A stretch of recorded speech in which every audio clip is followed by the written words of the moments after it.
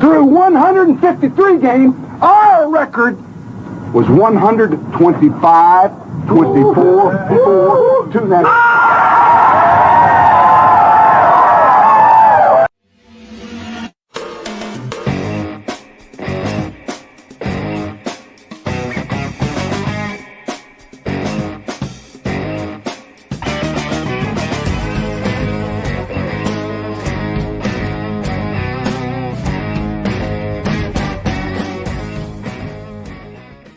People don't know what it is to be champions.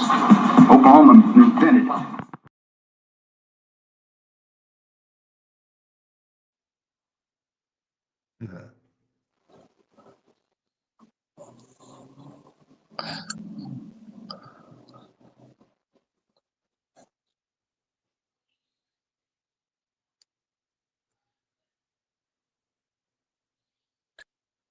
And before muted, we start, huh? Sound like you was muted. Yeah. You good? You good? Can you hear that? Yeah, you good now. Yeah. Okay. Welcome to this episode of Sooner Legends Podcast. I'm your host, Mike the Legend, and if you love Oklahoma, especially our Oklahoma Sooners football, you have come to the right place. If you don't mind, hit that red subscriber button, turn on your post notification bells. That way you won't miss any of this goodness. Guys, how you doing? Awesome, man. Thanks for having us again. What up? What up? Oh, this is becoming a Monday ritual, and I love it. Absolutely, absolutely.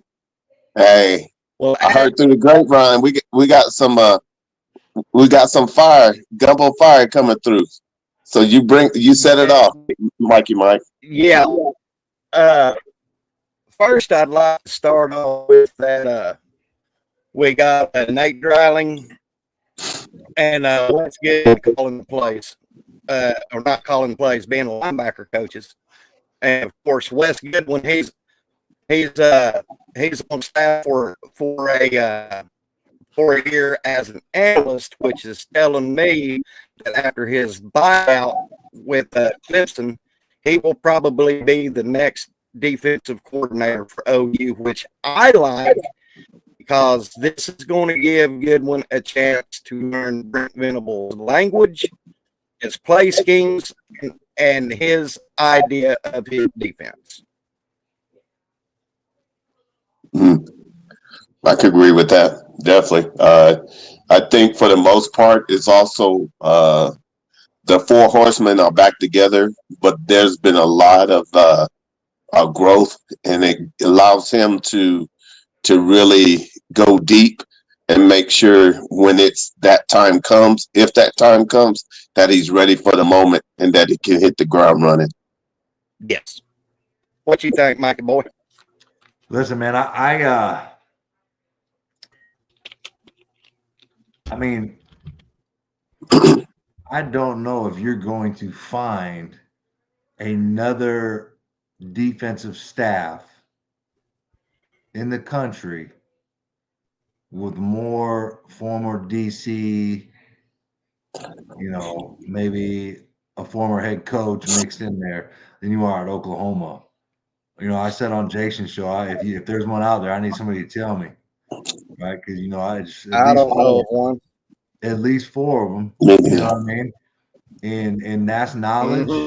That's knowledge. That's experience, and that's former D coordinators putting together defensive game plan week to week. So I mean, BV made his announcement. He pretty much said, "Watch me work." You know what I mean? Yep. Watch me work, and I got these dudes. I got this staff behind me. Watch me work, and y'all about to find out. Yeah, and go ahead. Go ahead. No, I was just going to say, you got to understand also, when they were at Clemson and the four horsemen were together, they knew what it took to get to win a natty as one. And what they're doing is reconnecting, and this is a new a new region to where they can take this team to a natty if they buy in. That's all I was going to share. Yeah, exactly, Bishop. And there's a name that we're not hardly talking about either, and that's Skolaski. You know, you add him in this mix, and he's still in the linebacker room, so to speak. Yep. Yeah. Yeah. Now, what I would like to see now that we got these guys is, from what I've heard from some other podcasts, is our linebacker coverage is a little better, not better, a little better, and we need to get out and get some linebackers recruited. That Yeah, I second that. Definitely, they need to hit the ground running and definitely focus in on getting a few more linebacker recruits for 25 and 26. Oh yeah, they're about to I agree. they're about to get after it, man. They're about to get on. They're about to get on the trail, man. Yeah. I mean, this dude, this dude BV, like he's if you want to be a linebacker and you want to be a good one, um, you go see BV, right? You come to Oklahoma, and it's only a matter of time before we bust this thing wide open. And I think you're going to see. I think you'll see a spring edition or two, maybe at the linebacker position. But for sure, this next class is going to have at least 2 to 3. In that class. That's there's just a history there, man. Like the history says that BV is going to do his thing, and we've already seen a little bit of it. Now we're just going to complete get the other side of the ball popping, and watch this thing take off, man. And it's going, Yeah. like BB put in a statement. He's going to do everything in his power to Right. make sure this team is successful. And all the people out there, you're gonna find something to, all the doomers out there. You're gonna Hey, find Chad, can something y'all that, hear me? yeah, Because all I've the doomers. lost Bishop and I've lost Mike. You're No, gonna we're find. right here. We're right here. We're still talking, Okay. Mikey. Oh, okay. Okay. Go ahead, Mike. Go ahead. Yeah, and you see BV, you see what he says. He's gonna do everything in his power. And all you doomers out there, you're going to find something to latch on to. You know what I mean? I said it this morning. I'm gonna say it again. There's some of you out there. There's somebody out there that would be upset with Jim Knowles if we'd have got him and found something to complain about and cry about somewhere there too, right? But instead, we don't get Jim Knowles. We, you know, by addition by subtraction, we get two extra former D coordinators, and then we get the best D coordinator in the game that says, "You watch me work," and I'm about to call these plays this year.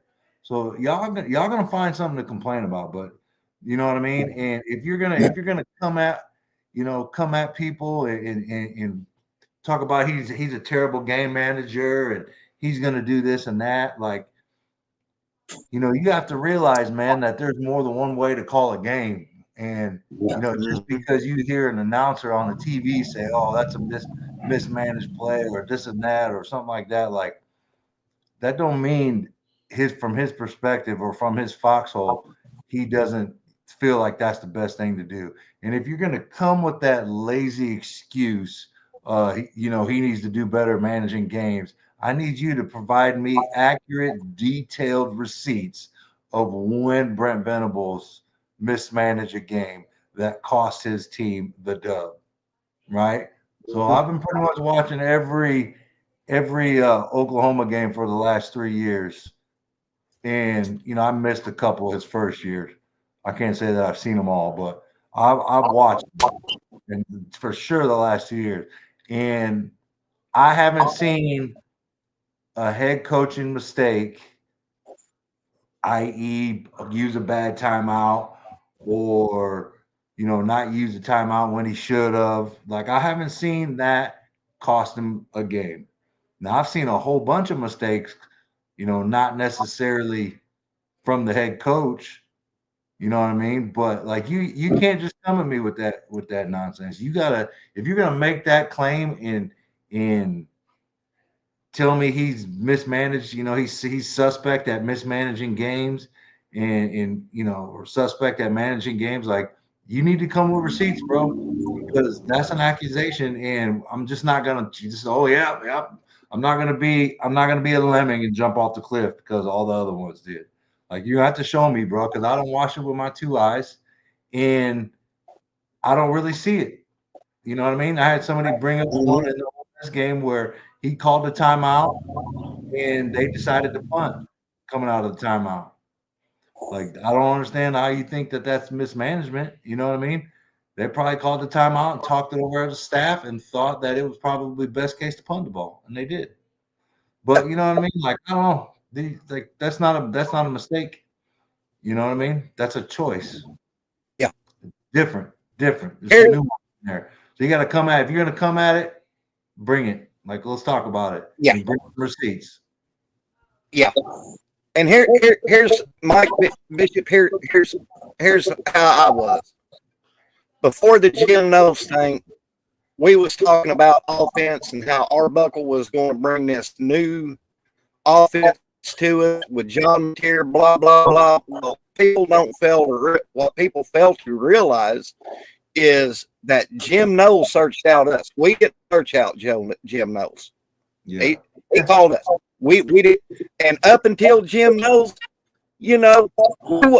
me, you, Bishop, Jason, everybody had time that we're not worried about the defense this year.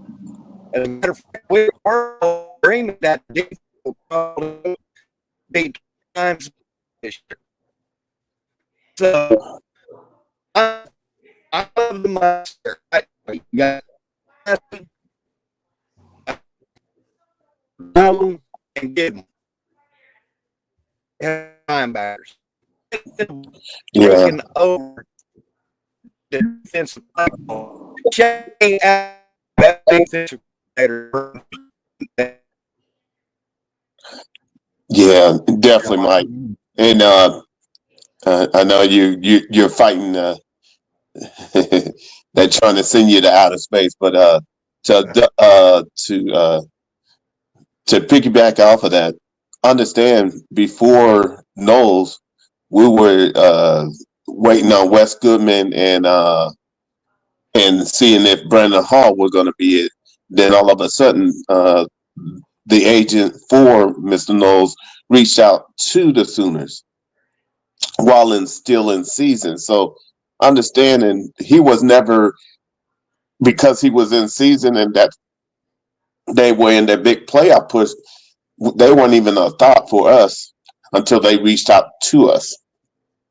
But yet we always thought that if it wasn't Goodman, then it would be Brandon Hall, but have Goodman come on as a linebacker coach. Really, it was just to make sure we're good and everything was keep going forward, but nothing would change with the defense. But when Knowles reached out, it was just the icing on the cake that he would reach out Still to talking? do that. Yeah. So, Yeah. Mike, you good? Man, my internet's on the Willie Nelson tour right now. So, hey, listen, all right, everybody. I need you to get in Mike's Cash App. All right. I was checking out them Starlinks the other day. All right, we need about 500. All right. So start ponying up. We're gonna get Mike on that Elon Musk internet. All right, because we can't be having this, bro. Let's go. yeah, definitely. We got to get him on that Elon Musk. We got to get him. That's it. That's it. Motion. But yeah, all I would say is this: understand this is the direction we're going, and our whole concern as a fan base was really the offense after this year, and we got our man with our Arbuckle, and we got his quarterback coach, where our whole quarterback room is going to get the necessary tools to be ready. So now, and with Material and Hawkins competing for it, we're in great hands. It's just a matter of us steadying the ship and going to the next level. Yeah. Yeah, and look, the people in the D coordinator, with Knowles or whatever, and like if we didn't get Knowles, it was probably always going to be BV calling the D, right? So Yeah, yeah. we ain't worried about Knowles, bro. We ain't tripping. Like No, we just did one better, right? And the people that are hating on, I got to get this off my chest because my time is limited because my son got a basketball game at gotcha. 4:30. The people that were attaching, oh, we're hiring Arkansas State DC to be our DC, man. Y'all weren't listening. All right. You was sipping on your Doomerade, right? And you was just trying to find something to complain about. You know what I mean? Y'all need to take a break, go outside, maybe hit you a little bowl or something and relax because that was never the case. All right. That was never the case. They were hiring my man Nate Dryling for the linebackers coach, right? And Goodwin sounds like he was never in the mix to be the DC with his contract with Clemson or whatever, right? So y'all just weren't listening. Y'all were on your haterade and hating. All right. But let's talk about my guy Nate Dryling, right? Yeah. Me and him go back a couple years, right? And let's start with his college career. A four-time D2 All-American at Pittsburgh State in Kansas. Now, y'all can say what you want about my man, but my man was a baller. All right, I don't care if it's D2, D8. If you're a four-time anything at the college level, you can play. And that brings credibility to the linebacker room, right? So So, now let's talk about my man Nate when he was at my alma mater, New Mexico State. Guns up, right? Aggie up. Let's go. My man took that defense from the 130s into the top 30s. Okay. And I don't know Yeah. if you guys know anything about New Mexico State and how hard it is there to do something like that, especially in today's landscape. Like, that's damn near a miracle, right? We should right. probably start calling him Saint Dryling, right, for what he did in Las Cruces, New Mexico, right? Because that don't happen. Okay, Right. so and I wish they would have made him the head coach when Coach Kill left, but it sounded like he took a job at Utah State, and they had a little head coaching problems there, so he had to be head coach. But y'all need to watch my man Nate work. All right, he's a magician. Saint Nick. All right, Saint Nate. Let's call him. Let's give him some kind of name, right? Because watch him work, man. He's gonna bring instant credibility to that linebacker room with experience, and let's get him on the recruiting trail, right? And watch him work. He recruited my son at New Mexico State. When he was taking off, but watch him work, man. Y'all stop hating, bro. Appreciate. Mm-hmm. Yeah. Like a Doomerade analogy. Yeah, haterade, bro. I'm telling you, it's so crazy to me how all these doomers have just like the last couple month or two just come out the woodworks. Like I get it during the season or whatever, but goddamn, y'all act like Oklahoma ain't gonna bounce back. You know what I Yeah. mean? Watch the comeback, man. About to be real. Yeah. Ain't trying to hear it. Ain't trying to hear it yet. And Stevie G just need Nate to be a better recruiter than Allie. I mean that's setting the bar low there, Stevie G. Shit. Allie didn't get nobody. All they got to do is get one, and he's already better. Shit, he got to get one. Just get one, Nate. Just get one, bro. Bro, that's my guy though. Nate is a good dude, man. He's a hustler. He's young. He's got that juice. Just take it. Just listen to your boy. All right. Just listen to your boy and give it a shot, man. Give it a shot. Y'all listen to the man. Hey, I'm all in because I'm all understand. in. Hey, we got Arbuckle, and I know people. They have their druthers, but let's think about it. His whole thing was he understands offenses and he understands defense, and he's willing to run any type of offense to make sure the offense fits our players. Yeah. We never had that. We never Yeah. had where if it's 4th and 1, hey, he's willing to, hey, John, go on in the center. Let's go. Yeah. It, You, of hey, all the Stevie, you set that one up for me, bro. I knocked it out the park. Yeah, you did. yeah, Mike. Well, let me ask you guys this: from all you've seen out of Arbuckle's play calling, now this is what I've seen, and we've used everything we could come up with. But one thing that I haven't seen somebody mention about Arbuckle, and I noticed this the other night, it seems like Arbuckle 3 plays ahead of his first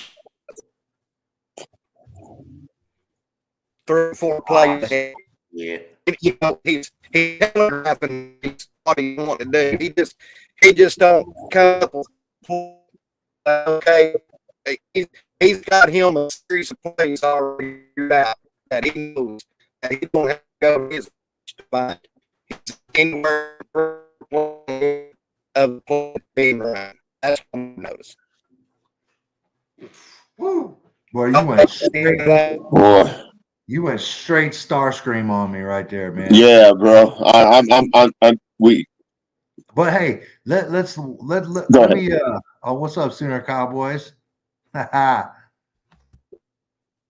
Then send in then hopped in the screen, huh? Jason, hey, Jason then gave him the ban over there. Jason got tired of him. But it's all good, man. Hey, It's all good. let's talk real quick here. Let's talk about this, man. Yeah. Like, we got a young offensive coordinator, right, in Arbuckle. And don't get me wrong, I think he's going to be great, but he's going to have some defensive minds. And if you ain't listened to the Oklahoma breakdown, the one that released yesterday, you need to check it out, man, because I was talking to a partner the other day, and I was talking about how many former defensive coordinators they have on that staff. I was like, Right. damn, dude, that's crazy. But Gabe Eichert, being the genius that he is, the offensive wizard, he took it to another level and talking about, how they're going to help Ben Arbuckle with, seeing different types of defenses and his play calling and why they're doing this against his offense and just coming together and trying to mesh and make each other better. And I sat back in my chair and I was like, damn, that's really good right there. I didn't even think about that, but that's why Gabe is who he is, man. And that's why he dropped all them game plan gems during the regular season. You know what I mean? Like that dude, that dude dropped some knowledge right there, man, and it was legit. Yeah. I was like, hell yeah. And I would be remiss if I didn't bring that up, man, because Gabe was on one the other day, bro. He was spitting it out. And see, Mike, that's what I was saying is that in this year, since we got unfinished business, it has to be chess. And that's a chess move. That's not checkers. That's chess. That realized that, wait a minute, I got all these defensive coordinators that have went to the natty. Yeah. Let me, iron sharpens iron, let me get with them. Okay, if I do this, this, and this, and this, what would y'all do? And being able to be a fly on that wall, you're talking about striving for excellence. Yeah. Because now what he can do against minds that have been to the natty and know what it needs to be and how teams want to break down your offense, he'll be that much more ahead of the schedule. Yeah. Yeah. And I mean, I can only imagine the cat and mouse game that's going to take place during spring ball. like Right. Arbuckle's gonna throw some stuff in, and BB and a couple of the coaches gonna be like, "Oh, for real? Like, we doing that?" And now Yeah. watch this. Next practice, we coming in. We're running zone blitzes and running all that stuff. So I think it's gonna be entertaining to hear some notes coming out of spring ball in that case. With Definitely. what Arbuckle's doing and how Mateer's adjusting and how our defense is adjusting to what they're doing. It's going to be great, man. Yeah. Okay, Yeah. I'm coming to y'all live from Dodge Diesel on top of the hill. There you go. There you go. It is my internet, because my internet is also, it fuels my TV, and I can't get a channel 1 to save my life, so it is my Okay. internet. Yeah, you and not coming my through computer. Chris right now. Go ahead and keep rolling. You're coming through Chris. Okay, what I was going to say earlier, before Willie Nelson and my internet decided to have a party together. To the bomb head. Yeah, that's hitting that bong too much. But from all I've seen from Ben Arbuckle, from what I've watched of him, and I went back and watched a little bit last night, it appears that Arbuckle is three heads of play of this play he's calling. Maybe 4. Have y'all noticed that? Yeah. I mean, I think he thinks, you know what I mean? I think he's a step ahead. And I definitely think he is surveying what the defense is doing and setting stuff up, which is like leaps and bounds from what we saw last year. Oh, Once we got Yeah. outside the script, man, I mean, I feel like I could call a better game on the NCAA 24. You know what I mean? Yeah. Yeah. And what I would share with you guys is just think about it. Understand he's an A type. Arbuckle, everybody on our staff are more like A types. So now when they're at the spring game or in practice, Arbuckle is not scared of the smoke. Yeah. He's not gonna bow down. He's gonna get better. He's gonna take his lumps, and he's gonna give some lumps. But if your practices is harder than the games, when we get to the games, that's what we want. Because when the other team is trying to make adjustments, he already know that adjustment's coming and has the answer right there within the next series. That's what the difference is we got a staff that have gone to the mountaintop and actually won 2 natties, not 1, 2 natties. And they're back together again, and they're under our roof, in our Lambo. You better believe it's time to roll, and it's time to get down with the get down. Right. Yeah. Hey guys, if I go MIA, That's a go ahead, Mike. Run it. Hey, Go ahead. Mike been on Twitter. They're monitoring Mike, man. They're messing with his internet, man. Mike been on Twitter acting a fool here lately. They're monitoring his ass. But yeah, I know that I wanted to I know your son's there.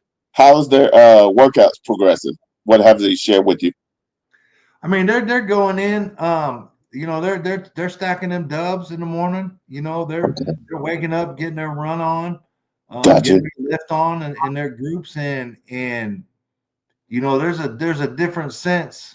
There's a sense of urgency in there, and I think their workouts are reflecting it. They don't want to be the reason that that BB gets fired. And I think there's a sense of optimism now that they seem to have a confident or a competent offensive coordinator and some new pieces. So I think there's going to be some better it's going to be some better production on the field. Gotcha. Especially with some of these new guys, and they're pumped about some of these receivers coming in and our line coming back, and I think their workouts are reflecting it. Hey, Mike. I'd like to ask you a question coming from Mike Jr. What's the vibe down there since Arbuckle is there and John Mateer and what's the vibe down there on campus right now? So I mean, everything's up, right? Like you seen them at the basketball game. You seen them. You know, what was that? That was at the gymnastics the other day. So everything's up. You know what I mean? Like they're pumped. Now I made this analogy this morning on Hall of Fame. Is it's similar to when you got a Super Bowl caliber quarterback and in the NFL, and you can do something because you got a guy. You know what I mean? You got that guy. And like I said, if you got Tom Brady on your squad, like you're gonna play a little bit harder and give a little bit more. And as compared, and I use Mitch Trubisky as your quarterback. You know what I mean? Like you have Mitch Trubisky, man. You guys probably just gonna be like, hey, here we go again. It don't matter how good we play on defense. We still ain't gonna win games. So I don't know, Right. if they lack that kind of confidence, whatever. But yeah, there's some real renewed optimism down there, and they're trying to bring some heat this summer. Yeah. That'll work. Go ahead. Go on, Mike. Guys, the reason I'm laughing is Ryman Lemon is bringing the juice with the comedy today on me.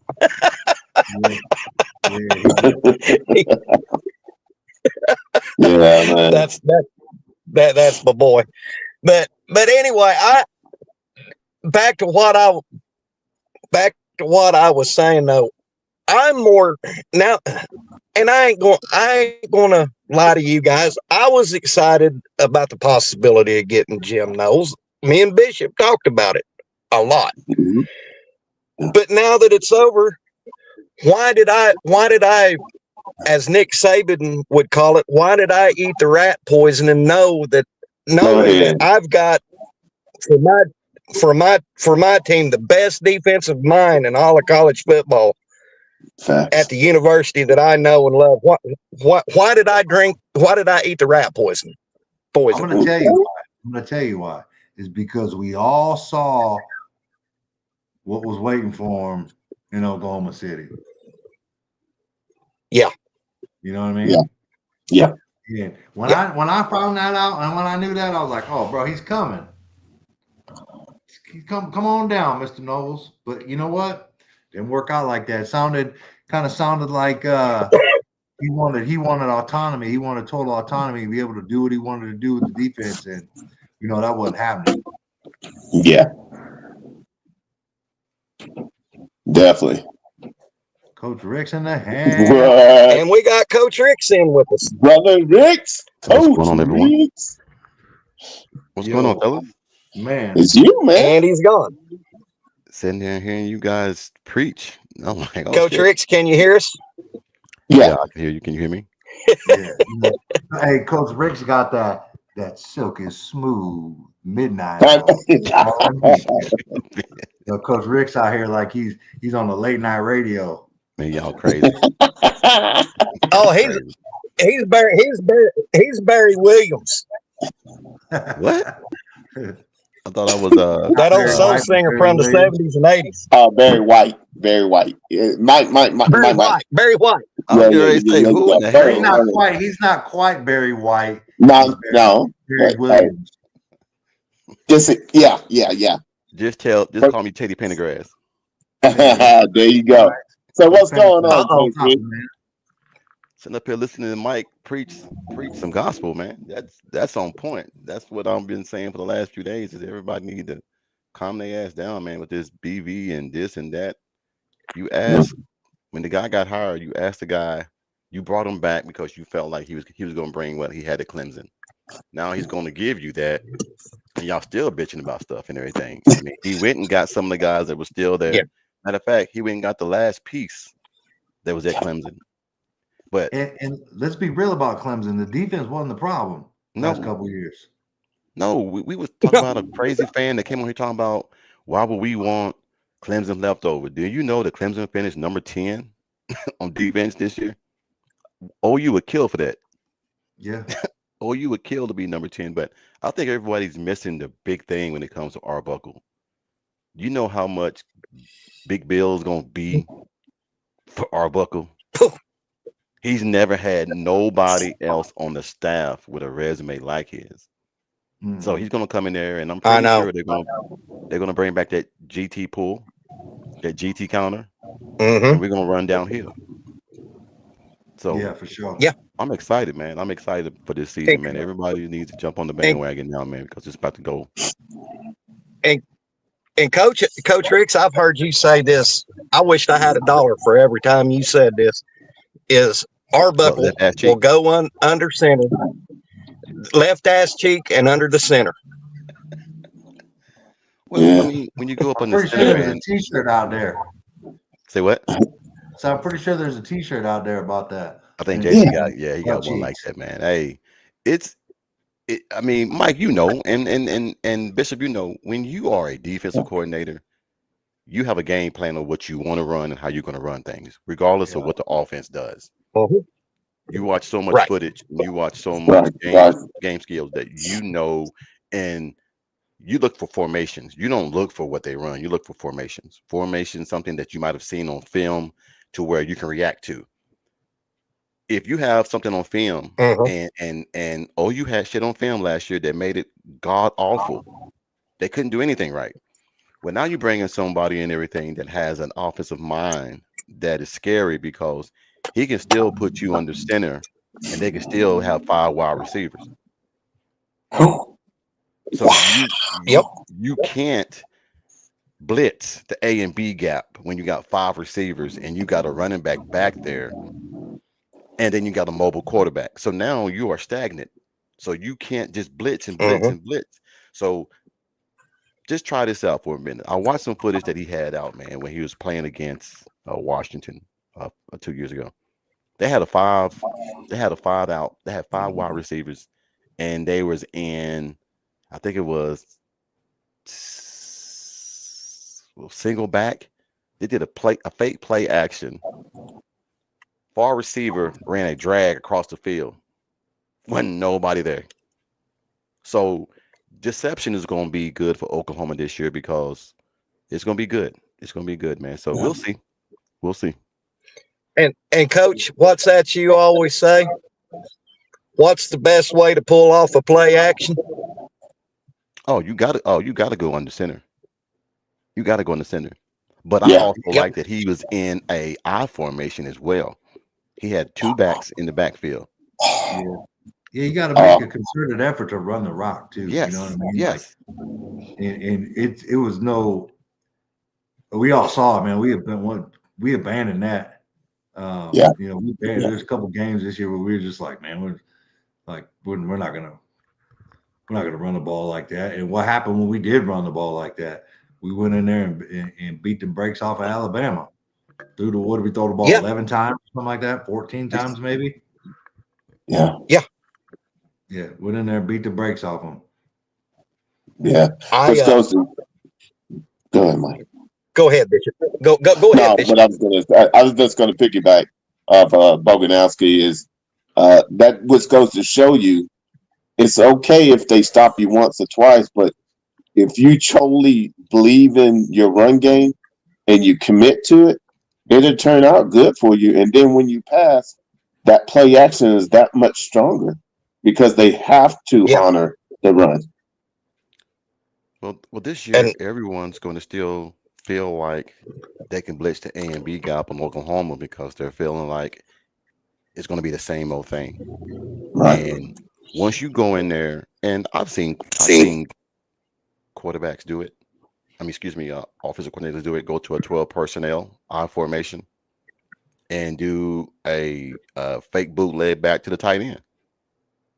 It's going to be some things open that nobody's ever seen, and it's going to make everybody feel a little bit better about the offense. Once the offense starts to gel, that damn defense gets better.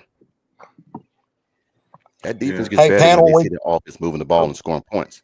Because now it's like, okay, we don't want to give up shit. We don't want to give up nothing. Okay. Wes Goodwin.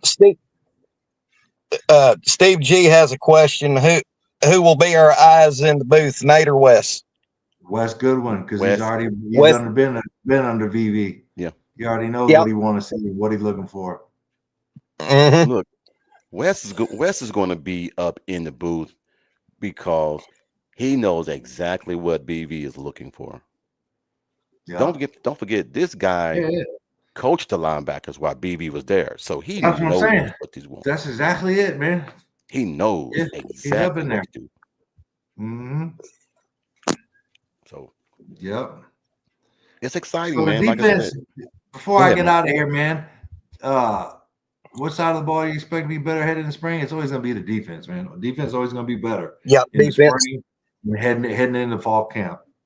Now, I'm anxious to see. We'll see what happens, man. Maybe Mateer, he's on his like Tom Brady when he joined the Bucks and COVID, like probably running some practices on the low at a high school, some random high school around Norman.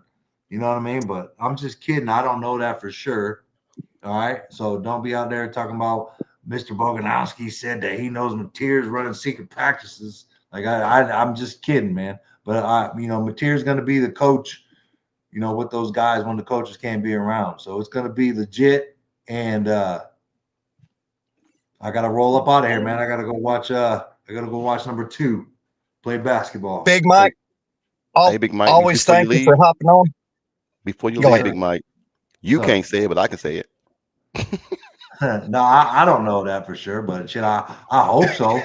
Yeah, I They hope doing he's some doing things. that. They doing some things without people, but it's more of a Yeah. team thing. Everybody's Yeah, but involved. It ain't just the that's not offense. against the rules, though. Everybody's involved. That ain't against the rules. No, You know what I mean? That no. ain't against the rules. As So long it as the ain't. coaches ain't there and everything, Yeah. you can do whatever you want to do. Yep. Yeah. But holla at you, man. Y'all have a good day. Hey, Boomer be Sooner. safe, man. You Be too, safe. Mike. Aggie up. Salute. Holla at your boy. Be safe, man. Be safe. See you next Monday, Mike. It's like we lost Bishop Well, and we Coach, lost how Big you Mike. been doing, my guy? Hey, man, I just got back from a How you coach's been clinic, doing, man. my So, guy? oh, I'm good. Just got back from a coach's clinic and saw you guys online and everything. I said I better jump on, see if I can be some eyes and ears for you guys and everything on what to be expected this year. Other than that, man, just maintaining. This new job is kicking my butt. Yeah. Well, Coach, I've been thinking about this all weekend. And do you know what I'm most excited about on this offense with Buckle being in the fold? What's that? Is once he gets this thing going, I have a feeling that we're going to be defenses won't be able to put a finger on us. Now, and I say that because he's going to confuse the defenses a lot. That's what I mean by that statement. He's going to show them several. He's going to show them several formations, and also like I've told Bishop with Mateer as his quarterback. Arbuckle probably has given him the go ahead in the game. If he sees something he don't like, he'll be able to audible. Well, that's any coach. Yeah, yeah. Did Mike mute himself? No. Can you hear still me? here. I saw your lips moving, so I didn't know if hold on. I'm tripping. You're good. You're good. No, Go ahead. I got 3 screens going at the same time. I'm doing other things as well, but Okay, gotcha. I just think, man, that the good thing about Arbuckle, man, that he is happy to be here. He's excited to be here, man. His wife loves Oklahoma. They met. Their first date was at Oklahoma. Do you know how passionate this guy is to see Oklahoma get back to scoring so many points? Yeah. Mm-hmm. Yeah. I made a joke about this. Arbuckle's play calling will determine him sleeping in the bed or sleeping on the couch. Yeah. Hey, I like what Shorty said. There's so much talk about BV calling defense that was going to be the case no matter what or who he hired.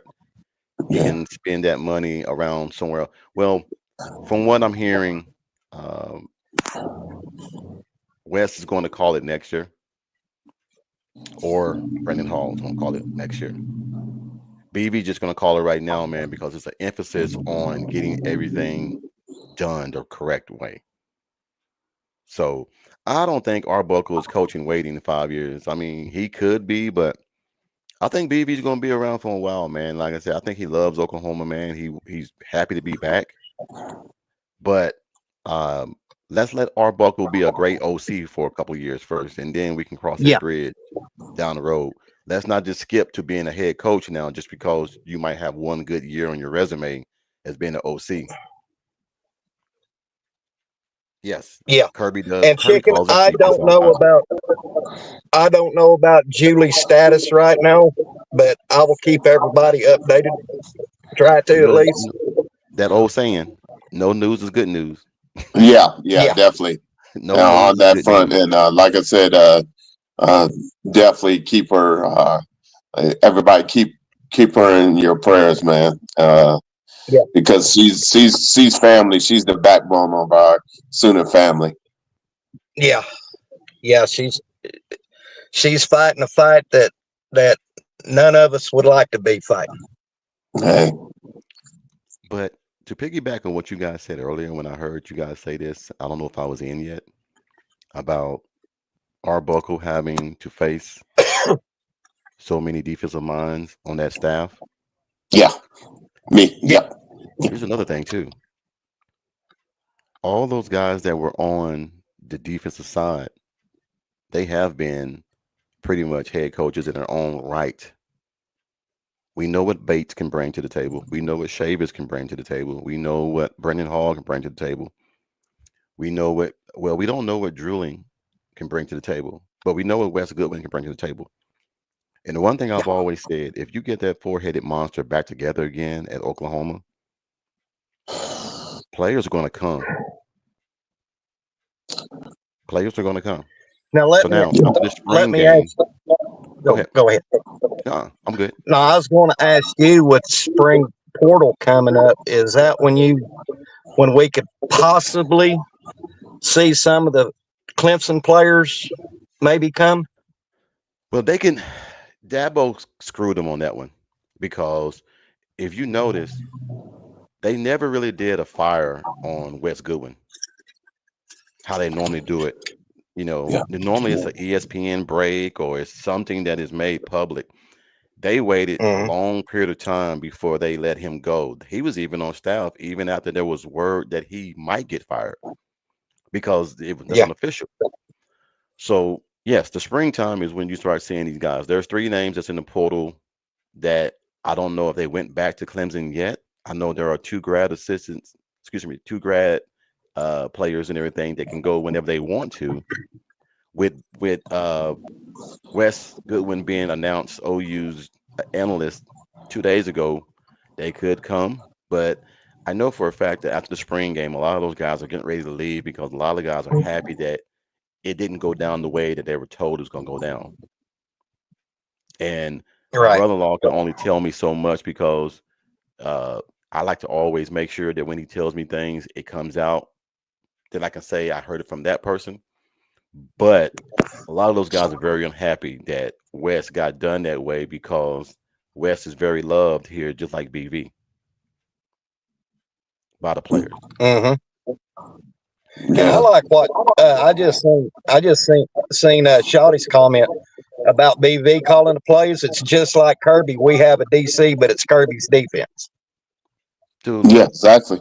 I don't even know who defensive coordinator is for Georgia other than Kirby Smart.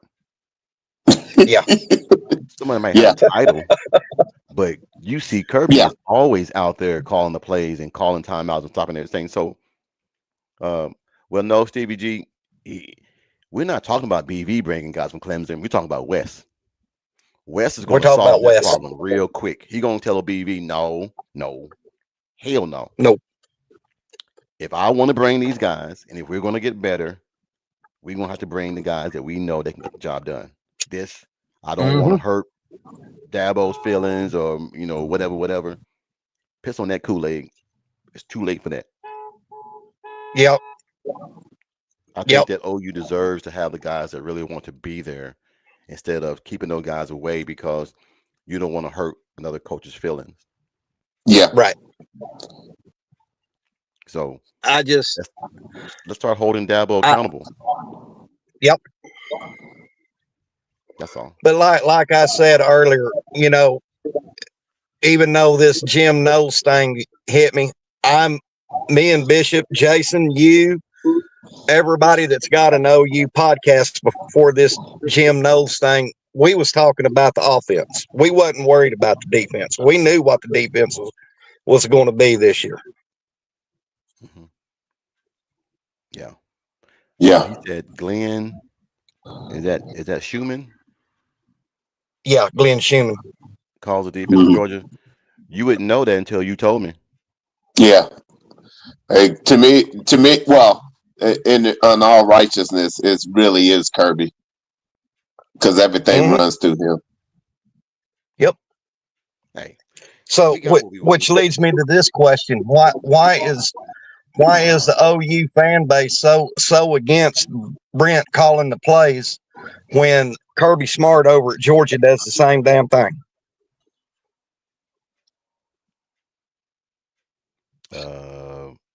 Now say that again. I'm sorry. Say it again. I'm reading short. Yeah. Why is the OU fan base so against BV calling the plays when Kirby does the same darn thing at Georgia? I guess because you look at the prestigious. I mean, if you look at it, the whole overall totality of it, Oklahoma is not Georgia. Exactly. Okay.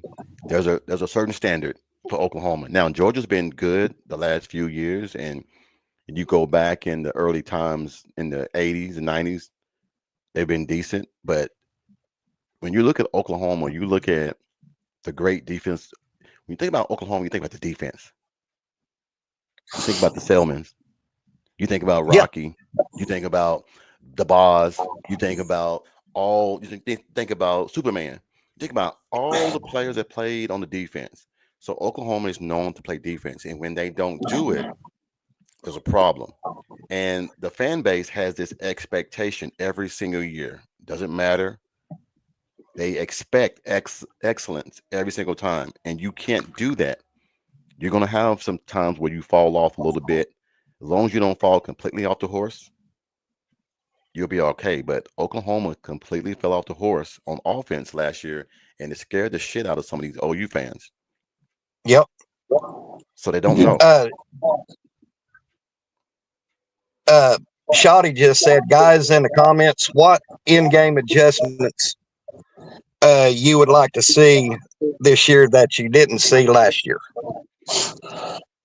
Bishop, I'll let you go first. Yeah.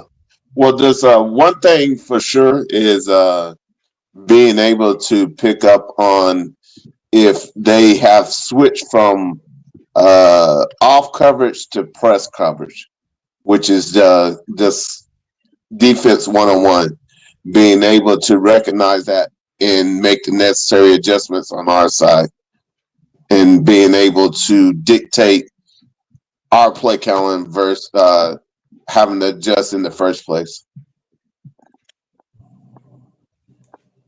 Mike, what do you think? Go ahead, Coach. Go ahead, Coach. I like to see second half adjustments. Yep.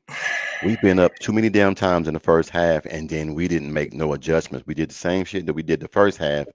The team that came out that we're playing against made adjustments, and we didn't. Also, hold on to the damn football. We made too many turnovers last year in crucial times, mainly against Tennessee. We got the ball back in the red zone. One play later, the ball goes right back to them. I think that we need to do a better job. I don't worry about time management. Time management takes care of itself.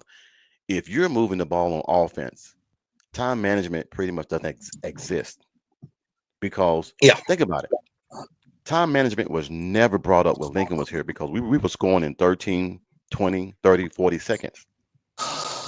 Yeah. So the last thing I want to see adjustments on is running the freaking ball when we're up.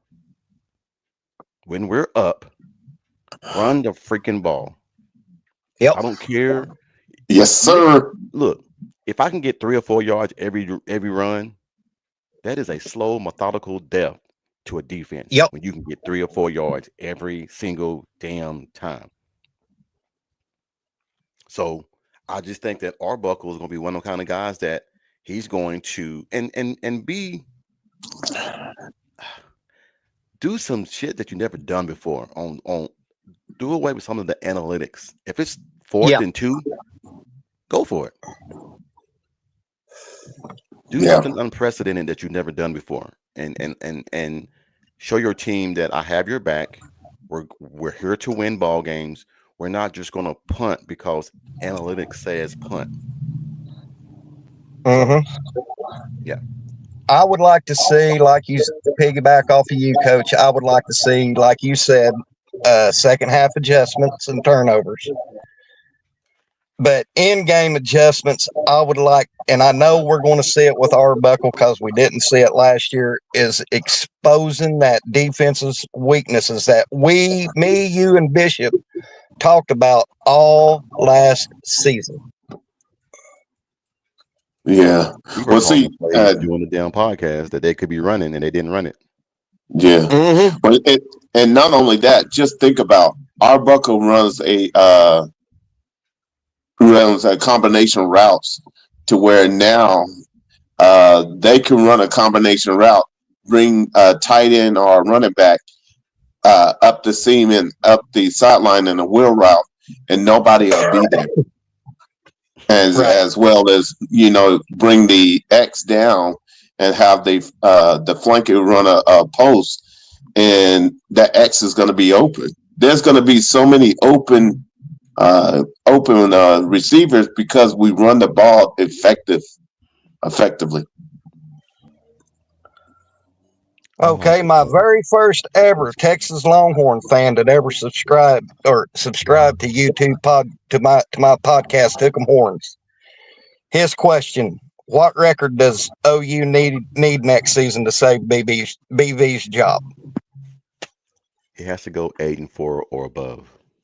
8-4 or above. Yeah, I'll second that. Yep, that's improvement. Do you guys see no reason in us going 9-3 next year? No, I see us going 10-2 but we got to take it one game at a time. But yeah, the truth of the matter is, what the potential we have, and being able to have someone that is competent to run our offense puts us in a new space, and it's just a matter of with these kids that buy into the program and trust the process. Right. Thoughts, Coach? I'm just trying to figure out what OU revenge tour is talking about. I have us 5-7. I want to see. What did that say, Coach? Somebody just put in there, I think it's OU revenge tour, put down 5-7. And I just don't see 7 teams beating us with the defense we got coming back. So you mean to tell me that the defense will get worse under BV calling it? I doubt that. I doubt it. I'm pretty sure that we're going to have a better prolific offense. That, look, nobody's seen this guy's offense. We keep looking at footage when he was at Washington State. One thing Washington State didn't have that OU has is a bunch of thoroughbreds. Mm-hmm. They got thoroughbreds, and they got some quarter horses in there. So I'm being honest, there's only 2 games that scare me. Okay. That's LSU, but LSU coming here, that might be a little bit, it might be a little bit home cooking for us. So that game might be under control. I just see that the defense will be better. I think that the offense will have a scheme planned up for LSU. But the game that scares me and everything is going to Alabama and going to Tennessee. The only reason about Tennessee is 104,000 people hollering and screaming.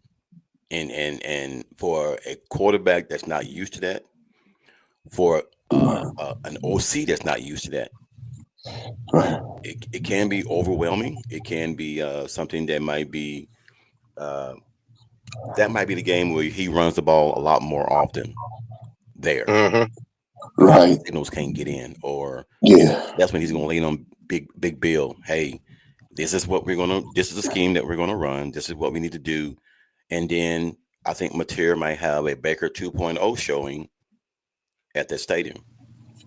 Right. Well, I also want to Mm-hmm. piggyback is that it's not that I'm scared. I just know uh, the full potential that we can reach with what staff we have put together, and that I really I understand they still got to go out and play the game. I really feel that we're better suited this year to compete in all three phases, and that each and every game we should be in it. I don't feel like this year it was like, man, if we could just can we muster something together? Can they just stick with a game plan on offense? We won't have those same concerns. We know going in that Arbuckle knows how to run an offense. So now it's just a matter of make sure we don't make any of the silly mistakes or any of the silly penalties, and make sure we keep in continuity going. So I really see where 10-2 should be it, but understand each game in itself. When you go on the road, a lot can be played into it. So it's just a matter of taking each game as it comes. But that's the way I see it. What do y'all say, Mike? Yeah, I agree. I mean, I don't. It's those who's bought in. It's one game at a time. But I could very easily see us going 10-2 next year with BV calling the defense and with Arbuckle at the helm and Mateer quarterback and our running back room and the wide receiver room this year. I don't see why we shouldn't go 10-2. Okay, I have a question, but sure. I like to answer 1982 Boomer Sooners question. Yeah. Go Bishop, ahead. Coach Riggs, and Mike, if you all are right and BB does have a good year, does BB hire a DC in 2027, or does he hand the defense again? The only reason why he's calling defense this year is because Wes Goodwin can't. Yeah. If he becomes OU's new defensive coordinator, he loses the money that he loses the buyout that Clemson owes him.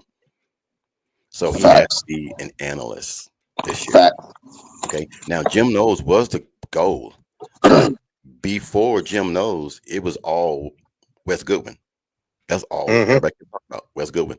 But then we found out that by them holding out, Yeah. the stipulation in his contract that once he got fired and everything, he cannot get another job as any head DC or whatever, or he will not get his buyout clause.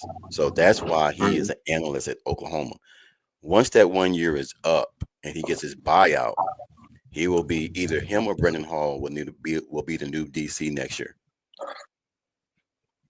Now, my question was to you guys and to Okay.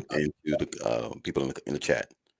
If Oklahoma averages the normal Lincoln Riley type of offense, if they average 42 points a game, Okay. what's the OU record?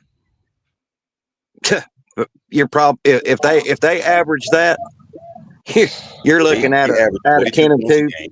Oh, let's just do this. If they average 38.5 points a game and BB's calling defense, what is OU's record? Very easily 10-2. A very high possible 11-1. Okay. Yeah. In the playoffs. How about that? I'll just say that. If they can establish that, there's a high probability of being in the playoffs. Hey, Hook and Horns. A lot of people are doing that now. So because coaches are leaving so often and so much, Some of them have that little clause and stipulation in there that if they leave and go get a coaching job somewhere else, they don't get their buyout clause. They don't get their buyout money. Yeah. So a lot of colleges are putting that stipulation in now. So that's why you see a lot of analysts. Right. Well, just think about Chip Kelly. Chip Kelly came down from a head coach and just was a OC because he knew in order to get his, he couldn't be the head coach over there, and nor did he want to. He just wanted to be able to call plays. So, yeah. Well, hey, And now look at Chip Kelly, ain't he the head coach of the LA Raiders now? No, he's an OC. OC. Oh, OC. OC. Yeah. Okay. I read that wrong. Pete Carroll is the head coach. Yeah. Pete Carroll. Pete Carroll. Wow. With those two in the same room, it's going to be pretty interesting. It is. So it is. But no, man, you guys are doing great, man. Like I said, I was just on, man, and I just said, let me jump in here, man, because I'm getting off earlier now to where I can jump on here a little bit more often. And you guys were cooking with some grease, and I'm like, okay, they're in there jamming. Let me get some of that gumbo. Well, once I hopped on my cell phone, I was able to participate. But early going on, my internet decided to hit the bong with Willie Nelson, and I don't know what they're doing. Hey, did you hear the story that I told Jason about JJ's Smitty story? No, go ahead. Tell us. All right. You know, Smitty and everything has this. Smitty has this stat of how guys are supposed to, how many times they're supposed to, how much they're supposed to lift, how many times, how many reps, how many times. Well, everybody's always said that, you know, JJ came in, he came in bigger than what everybody thought he came in. Well, you're supposed to do 15 reps for a wide receiver at 225. He did 22. And he was pissed off that he couldn't do 23. And they tried to help him get it off of him, and he almost choked the shit out of himself because he was trying to get it off his body because it would have been an extra one. So this year, man, I think a lot of these guys, man, are buying into we wasn't physically and mentally ready last year. We thought we were. We thought we had a standard of what it was. But now we saw that those guys they were going up against just had a little bit more elevation in their want to. It's all about want to. And he is psyched now, man. And he's seeing a lot of, he said, man, I'm used to always being the big dog where I go. He said, now I'm just one of the dogs. There you go. So that means a lot to me because, you know, he's going to do whatever he's supposed to do and everything, man. But I love hearing him say and do things, man, that I know that he can do, but he's always been humble. But I want that dog in him to come out and say, you know what, coach, give me the damn ball. You know, you need that when you got guys like, ain't nobody so far this season said anything about Deion Burks. Nope.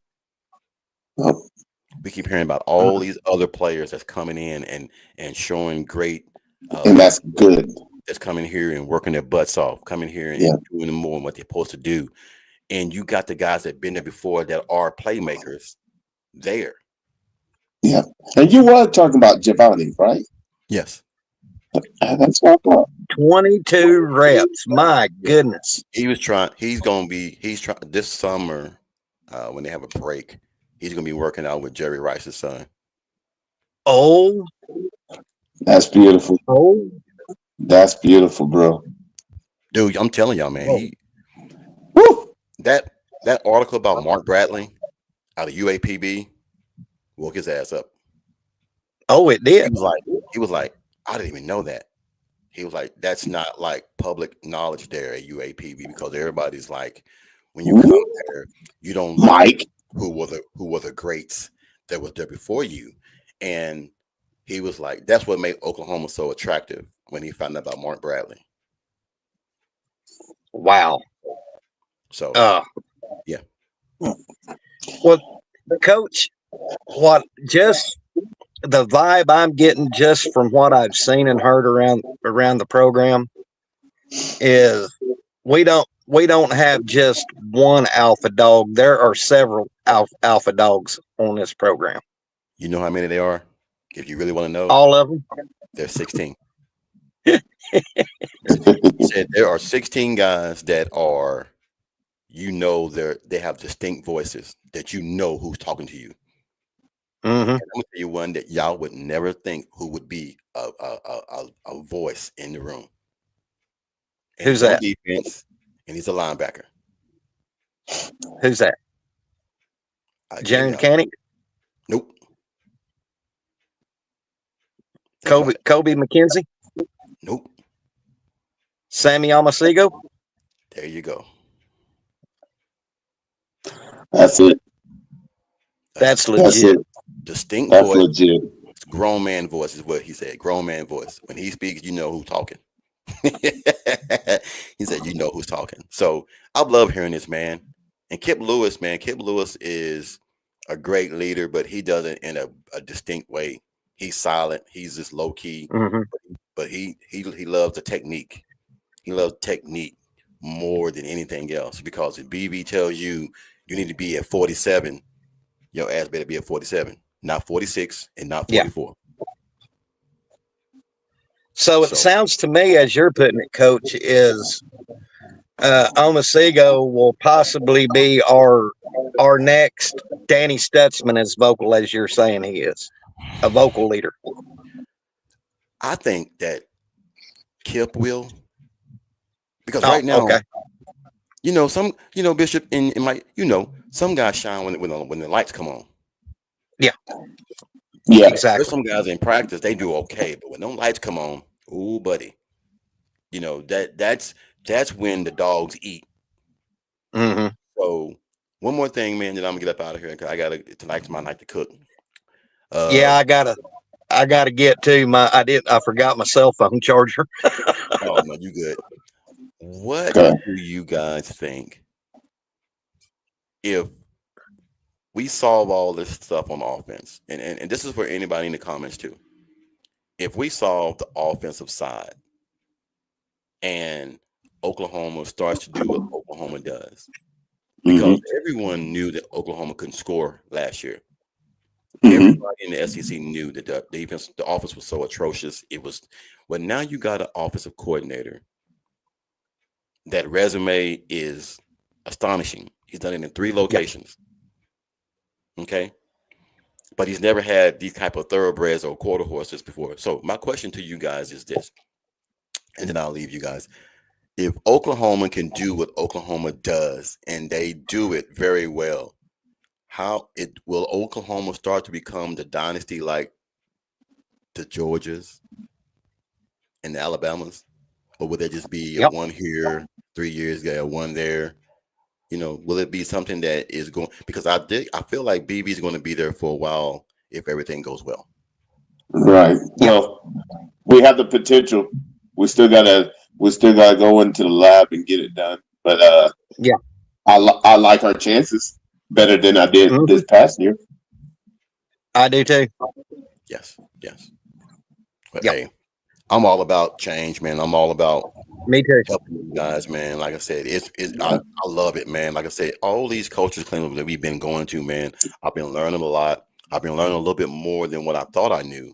And to hear the stories, man, that I'm hearing about BV when he was at Clemson, and hearing stories and everything about Wes when he was at Clemson, and how they used to argue and fight and fuss during practice because BV called one thing and West called another thing, and they were arguing back and forth on the defense. That's why their defense was so good, because they demanded excellence.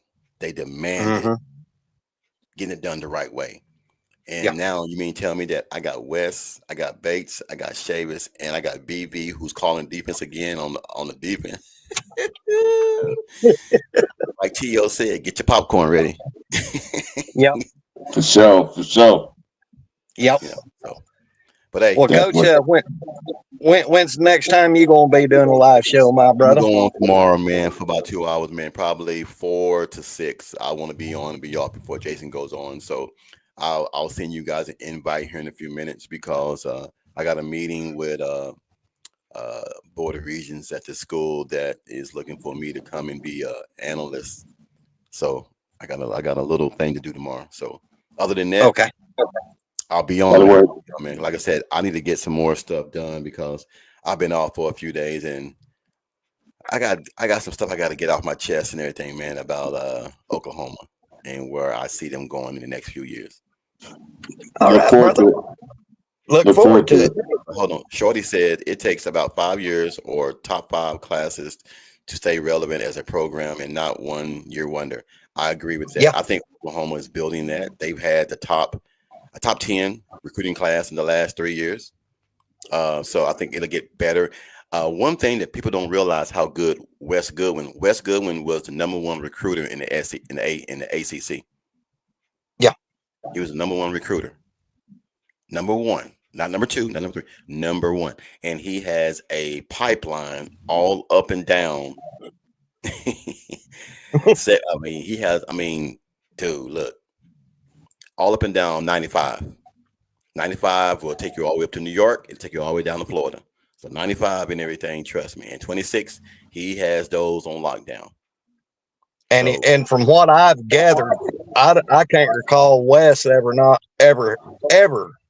recruiting a Jag. Is that true? what's going to help him is that Oklahoma is willing to go into the portal.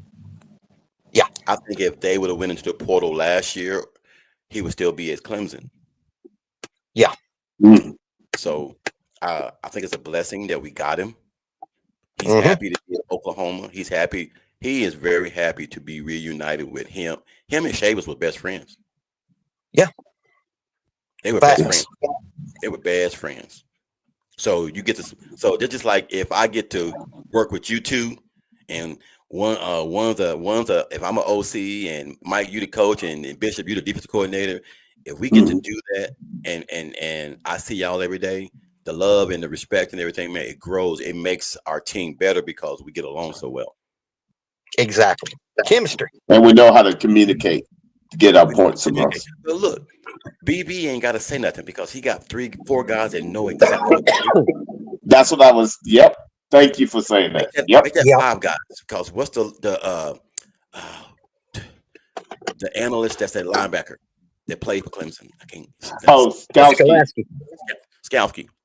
He's #5. Here. He Yeah. knows what BB wants. So you got all these guys that know what he wants to do. They know what type of players he wants. They know what type, so this is very important. And I think Shorty can understand that. That's why Georgia has always been so well. Everybody on that defensive staff and analysts knows what Kirby wants. They know what he wants. So they know that when he says something, they'll say it before he finishes it. Definitely. Yeah. Now, Shorty, that is correct. Easy to say that until your job is on the line. Yeah, no. And I think right now BB job's on the line. But I think that you're starting out real good that you don't have a freshman class. You have a senior-led defense. This is almost everybody is either a sophomore or junior or a senior. So the defense that you're going to have is going to be better than it was last year. Yeah. So, Sorry about that, guys. I pushed the wrong button. Oh, no, you good. You good. But hey, man, like I said, I just wanted to say that I think they'll be better than they were last year. I think that we came into the SEC thinking it's going to be a little bit harder than what it was, and I don't want to disrespect any team in the SEC. No, defense didn't lose their 2 best players. They lost 2 important players. Important. No, we still got our. I don't care what y'all say. And then you got a linebacker that had 2 pick sixes.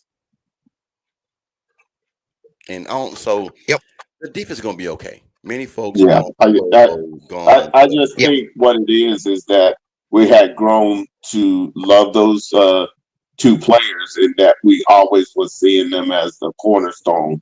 But it's time for the next cornerstones to step up and be field generals. No disrespect to Billy, Mm-hmm. and no disrespect and everything to Danny. But the only thing that they did was stay and got better, Yep. tried to improve Mm-hmm. their draft stock. But on the bad side of it, it kept two hungry people off the field. Yeah. So those two hungry people now are going to eat. So Yeah. I mean, we'll be okay on defense, man. Everybody is going to Yeah. worry about the offense. That's going to be the main focal point on Oklahoma.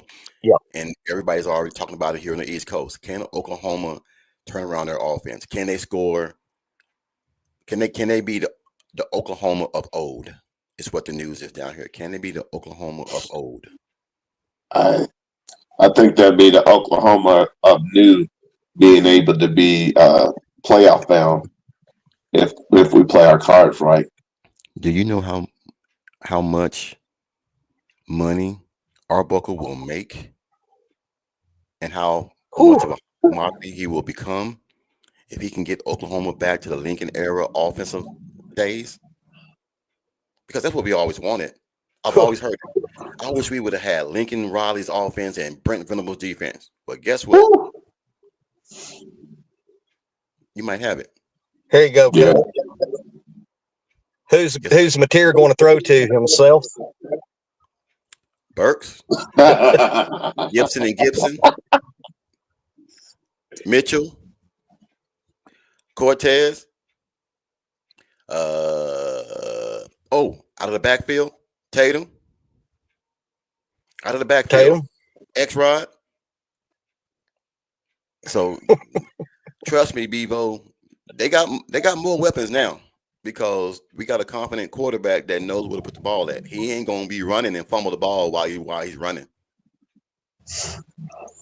So That and Bevo. I mean, whenever Oklahoma has a real good offense, they always beat Texas. yeah. All I got to say, Texas, you're gonna find out. That's all I'm gonna say. What they better stop doing is running Manning so much. Yep. Because that hit he took against Georgia, it knocked the ball loose. And like I said, some quarterbacks, anyway, we'll get on that to some other podcast. Yeah. Let me get ready to go. Yeah. And everything, man. But thank you guys, man, for letting me come on, man. I really appreciate it, man. And Where I guess I'll see you where guys can they find you, tomorrow. Coach? Hey, man, they can find me, man, on any outlet, man, any social media outlet, Coach Ricks, Coaches Talk, or you can find me on Instagram, man, at Coach Ricks 3. Other than that, man, I'm mainly here on YouTube, man. I try to keep it simple. I don't like to do a lot of Instagram and Twitter and all that crap. I just stay with YouTube, man, because it's easy for me. I'm old fashioned. I'm not too computer tech savvy. Mm-hmm. So it is what it is. But Well, I Bishop. can tell you guys one thing. I have JJ said he has yet to see a jet sweep. There you go. Really? Now I'm not saying it's not in Thank the playbook. God. I haven't seen a jet screen. He hasn't seen a jet screen yet. Yeah. So, Bevo, Good. we not scared of Oklahoma's offense. Okay. Okay. Okie dokie. Hey, Okie keep the dokie. same energy. Keep the same energy.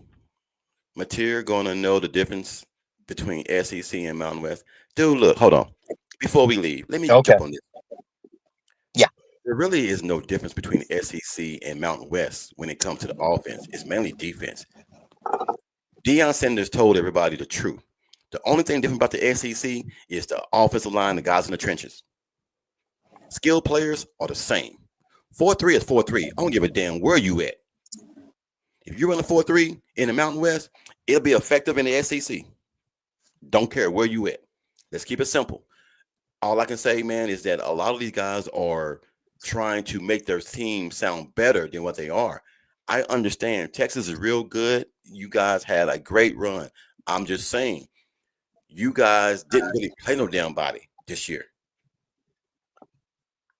So Anyway, I'm gonna get on that, man. Don't get me a heart attack on some bullshit.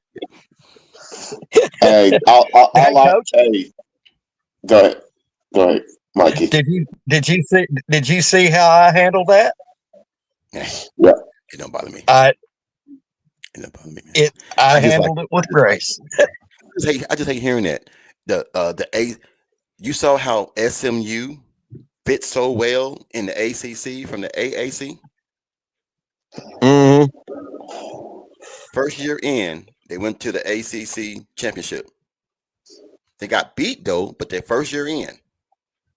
So we can sit here and say, look what Oregon did when they came into the Big Ten. Yep. Because to me, the Pac-12 is the Mountain West to me. Same damn thing. Mm-hmm. Yep. Ball games are real late. Can't nobody watch them because it's 11 o'clock at night and midnight and 1 in the morning on the East Coast. I'm not watching games that late. Talent. I don't care where it is. Yeah. All righty then. Mateer scored 14 against Wyoming. You know why he scored 14 against Wyoming? They didn't have the damn ball that much because the defense sucked. Coach. I watched that game. That defense was awful. Yeah. Atrocious. They had, or as you say, Coach, terrible. Wyoming's quarterback looking like he was Johnny Unitas and everything, man. You know, out there just throwing the ball all over the damn field. Yeah. Mm-hmm. Man, I love you, man, for coming on here, man, having the guts to say that, man. But I mean, please have some substance behind that. Yes, you picked a game like Wyoming when they played an awful game. But I like your energy, though. I like your energy. Love the energy. I'm gone, Bishop. man. Y'all have a wonderful, man, day. Kimberly K, man. I got something else for you, Kimberly K. Yeah. I got you a hat. I don't know what it is about Kimberly K. She getting all the shit first. I ain't even got because she's the first lady. That's why. Hey, ain't nothing wrong with that. I got it on all back order. I got Garrett's stuff on back order. His wife's on back order. Mine, yours, and Jason. But Kimberly K got her shit. All I got to say is, let's stay in the laboratory. Let's understand that we're in a good place. We can exhale and we can trust the process because we're making chess moves and we're all one. Hey, Bevo. Mike, is he one of your subscribers? I don't know. I've seen him in Jason's chat a lot. Hey, Bevo, if you can, man, subscribe to my channel because when that game is played, we'll put a little wager on it. We'll put a little wager on it.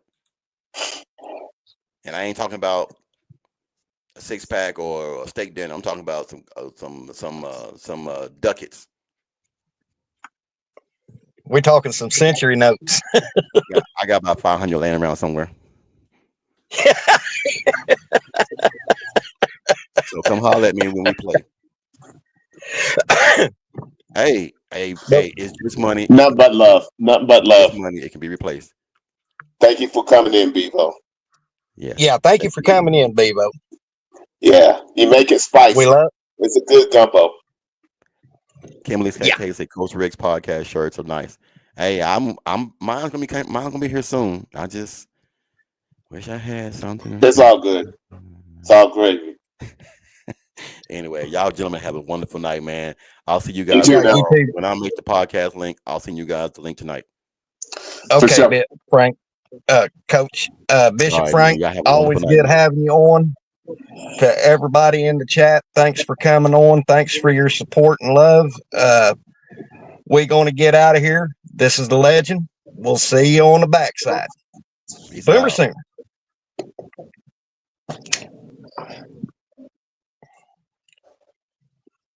Through 153 games, our record was 120.